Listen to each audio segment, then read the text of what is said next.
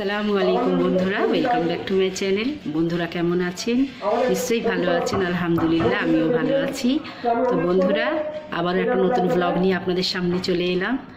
আমার ছোট দাদা আসছে, মানে আমার ছেলেকে দেখতে। ও তো হোস্টেলে চলে যাবে সামনে রবিবার, তাই মানে মামা আসছে ভাগনার সাথে দেখা করতে। তো আমি কি আসছে বলে কি রান্নাবান্না করছি আপনাদের না দেখালে হয়, তো ওই জন্যই ব্লগটা বানানো আরও, যে আমার ভাই আসছে, হ্যাঁ, ভাগনার সাথে দেখা করতে। আর আপনাদের না দেখালে হয়, তাই না?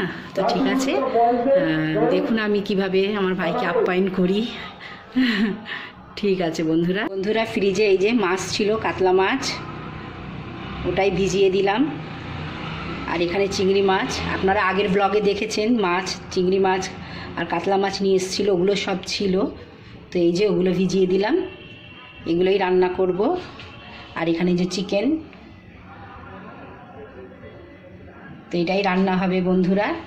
আরও কি রান্না করবি দেখি, এখনও মানে ঠিকঠাক বুঝে উঠতে পারিনি। যা ছিল আর কি, চিকেন, চিংড়ি মাছ, কাতলা মাছ, এগুলো এখন বার করেছি। তারপরে আবারও রান্না বাকি আছে, আরও কিছু করতে হবে। ঠিক আছে বন্ধুরা, আসসালামু আলাইকুম বন্ধুরা, গুড মর্নিং বন্ধুরা। এই যে কাল রাতে তো আপনারা দেখলেন যে আমি মাছ মাংস সব ধুয়ে ম্যারিনেট করে এখন ফ্রিজে রেখে দিয়েছিলাম কাল রাতেই। তো এখন সকাল উঠে গিয়েছি, আর আমাদের এখানে রক্তদান শিবির চলছে, যার কারণে এত আওয়াজ হচ্ছে। জানি না আমার কথাটা আপনারা কতটা শুনতে পাচ্ছেন। তো আর এখন সকাল উঠে দাদা আসছে, একটু পিঠে পুলি না করলে হয়, তাই একটু ভাবলাম পিঠে বানাই। তো ঠিক আছে, আপনাদের দেখাই আমি কি পিঠে বানাচ্ছি। এই তো বন্ধুরা, আমি পাকান পিঠে বানাবো। এই যে দেখুন, আমার গোলা তৈরি হয়ে গিয়েছে। এই যে আমি পাকান পিঠে তৈরি করবো, এই যে তেলও গরম হয়ে গিয়েছে।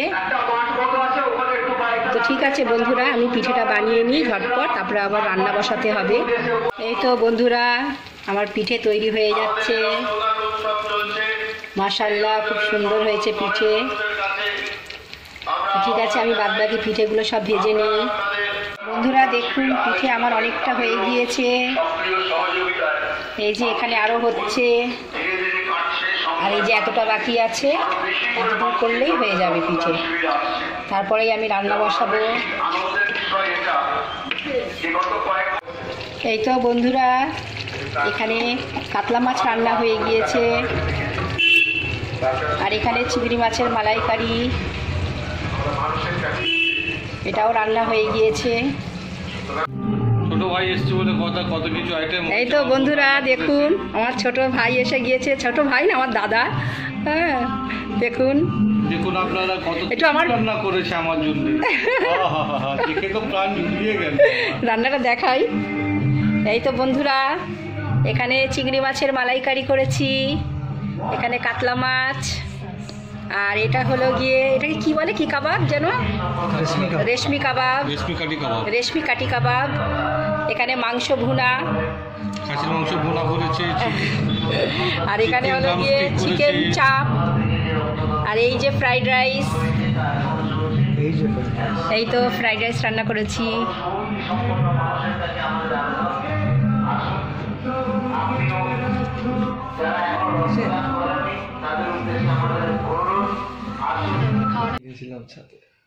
কলেজে কিনেছিলিস, রেখে নিয়ে চলে এসেছিস কেন? ব্রেকে। তো কলেজেই তো রয়েছে জিম। হ্যাঁ, এটাই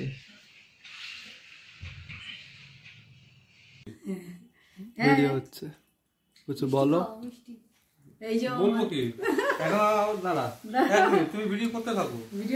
হ্যাঁ, আমি আমার ছোট বোনকে একটা নলেন গুড়ের রসগোল্লা খাওয়াবো। নলেন গুড়ের রসগোল্লা পড়ে গেল। তুমি তাহলে একটু জুস খাও না, ঠিক আছে। নাম দেখি